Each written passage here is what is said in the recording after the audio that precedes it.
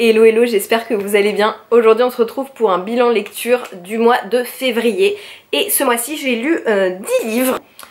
Le premier livre que j'ai lu en février, c'est donc Éclat d'étoiles de Neal Shusterman. Et comment vous dire que ça a été une grosse déception, puisqu'en fait quand j'ai vu ce livre passer sur Instagram, je pensais que c'était la nouvelle saga de Neal Shusterman, donc un livre qui venait de sortir.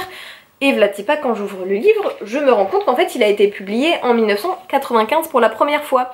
Et je suis allée vérifier du coup sur le compte Instagram de la maison d'édition qui vend ce livre-ci comme la nouvelle saga de l'auteur. Donc je trouve ça dommage un petit peu de vendre le livre pour quelque chose qui n'est pas vraiment, puisque du coup j'y suis allée avec des attentes et au final j'ai été déçue puisque la plume de l'auteur est pas du tout la même en fait qu'aujourd'hui, puisqu'il s'est passé 20 ans entre ce livre-ci et La Faucheuse, donc c'est pas du tout la même façon d'écrire et j'ai pas du tout accroché. Déjà j'ai trouvé que le ton du livre était parfois même grossophobe, l'histoire est pas très bien développée, c'est-à-dire qu'en fait le roman fait 290 pages et je pense qu'il aurait dû en faire à peu près 400 pour que ça soit clair. Tout s'enchaîne très vite, je me suis pas du tout attachée au personnage et voilà, comme je viens de le dire, j'ai trouvé qu'il y avait des passages un peu limites, donc pas du tout le livre que je vous recommande pour le coup. Ensuite, j'ai terminé le tome 2 de la saga Throne of Glass, ou Keleana en français, de Sarah J. Maas. J'ai adoré ce livre, cette saga en règle générale. Franchement, j'étais un petit peu en manque de Sarah J. Maas après avoir terminé A Court of Silver Flames, donc je vais vous parler après. Et j'ai été trop contente de me replonger dans cette saga. Je l'ai lu en français et j'avoue que je regrette un petit peu. En fait je ne comprends pas, après toutes les critiques qu'il y a eu vis-à-vis de la traduction de la maison d'édition, qu'ils aient pas essayé de retravailler un petit peu, parce qu'il y a des moments où ça pose vraiment problème, dans le sens où ils ont tendance à traduire littéralement des tournures de phrases qui ne se traduisent pas littéralement en français, ça n'a pas du tout de sens. J'ai appris dans le tome 1 qu'ils avaient aussi supprimé des passages ou modifié complètement le sens de certaines phrases, ce qui fait que ça n'a plus du tout le même sens que dans la version originale, donc je trouve ça un petit peu dommage. Après sachez que si vous lisez en français, le livre reste génial, donc il n'y a pas de souci à se dire qu'on peut pas lire cette saga si on lit juste en français. Non, ça reste une très très bonne saga et j'ai tout de même hâte de lire la suite.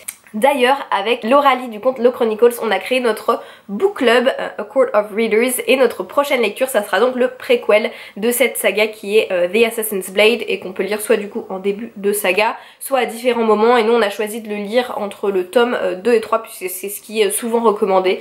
Donc voilà, on continue cette saga pendant le mois de mars. Mon coup de cœur du mois, A Court of Silver Flames de Sarah J. Maas, qui est donc le tome 4 de la saga ACOTAR, qui vient se focaliser sur le personnage de Nesta et aussi un petit peu de Cassian. Alors je partais avec des a priori puisque je détestais le personnage de Nesta pendant ma lecture des 3 tomes, comme pas mal de gens je pense, mais Sarah J. Maas elle a fait un coup de maître avec ce tome là. Elle nous a immergé complètement dans la psychologie du personnage de Nesta. Moi j'ai fini par tout ressentir avec elle, j'ai jamais autant ressenti les émotions d'un personnage comme si c'était les miennes que dans ce livre là. Nesta en fait je trouve maintenant que c'est le personnage le mieux construit par Sarah J. Maas, dans le sens où elle a énormément de traumas, elle a des réactions qu'on peut trouver hyper étranges au premier abord, mais une fois qu'on comprend pourquoi elle agit comme ça, ça donne une telle complexité et humanité à son personnage qu'on peut pas s'empêcher en fait de s'attacher à elle. Petit bémol, bon du coup l'intrigue politique est beaucoup moins présente dans ce livre là, au profit du coup du développement de la personnalité de Nesta, donc il faut apprécier. Ça ne m'a pas dérangé du tout parce que j'ai trouvé que c'était nécessaire de passer autant de temps sur Nesta pour véritablement comprendre son personnage. Donc voilà, moi ça ne m'a pas dérangé, mais je préfère le dire. Et second petit point qui m'a dérangé, mais ça c'est pas par rapport au livre, c'est plus par rapport à la commercialisation autour du livre, c'est le fait qu'en fait, donc c'est le fait que 2 chapitres aient été rédigés pour les éditions Barnes & Noble et les éditions Waterstone, donc un sur Azriel et un sur Feyre et Rhysand. Et en fait ils ont été inclus que dans ces 2 éditions là, donc on les retrouve pas dans toutes les autres éditions.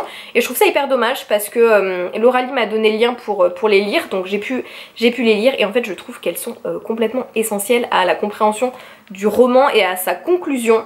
Donc je ne comprends pas qu'elle soit pas inclue dans toutes les éditions. Ce que je vais faire c'est que je vais vous mettre les liens pour les lire en barre d'infos. Alors je vous préviens, c'est juste des photos des pages, mais franchement si vous lisez celui-ci, c'est nécessaire de lire les 2 nouvelles pour apprécier ce livre à sa juste valeur et comprendre un petit peu vers quoi on va se diriger par la suite. J'ai aussi lu le tome 1 de la saga The Last Hours Chain of Gold, qui fait partie donc de l'univers Shadowhunters. J'ai lu l'édition en français publiée chez Pocket Jeunesse qui vient de sortir.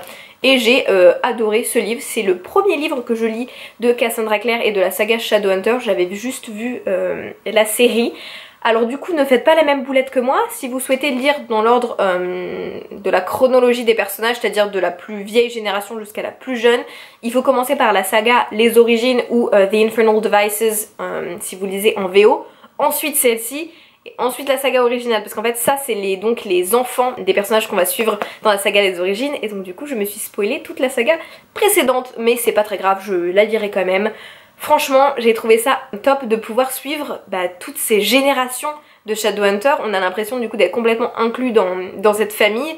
Et j'ai adoré voilà, sa plume, ça se lit hyper vite.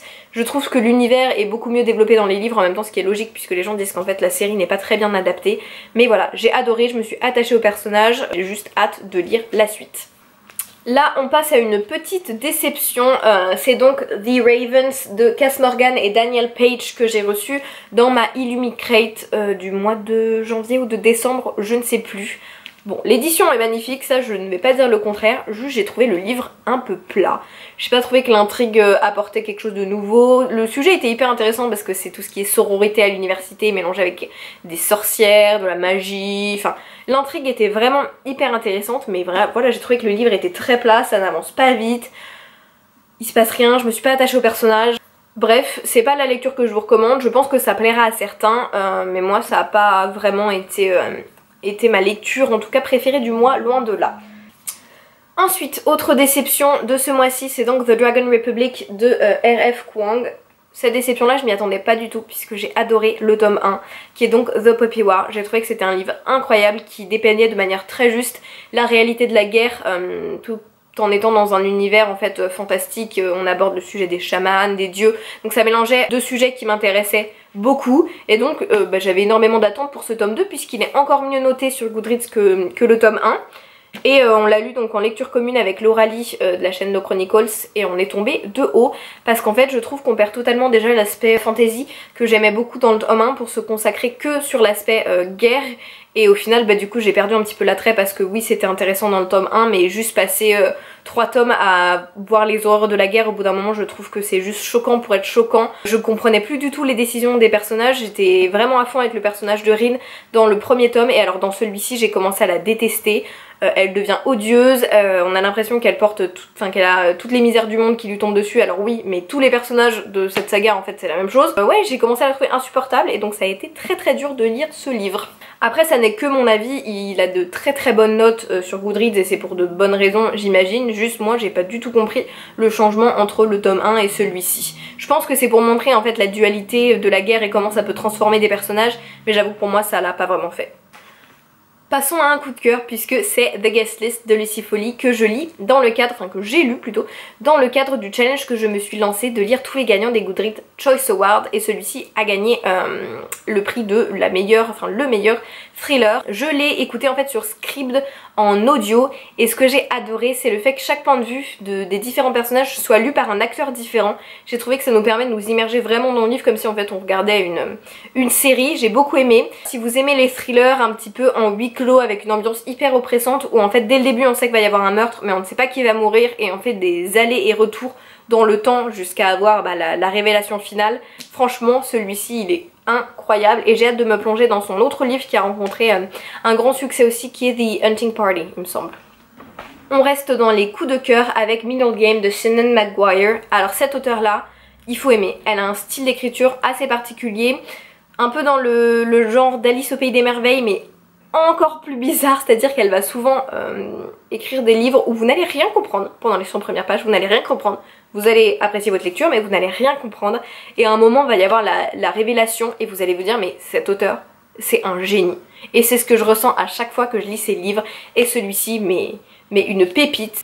Donc si vous cherchez un livre qui mélange un petit peu le sujet des dieux, les voyages dans le temps, les multiverses, celui-ci il est juste incroyable.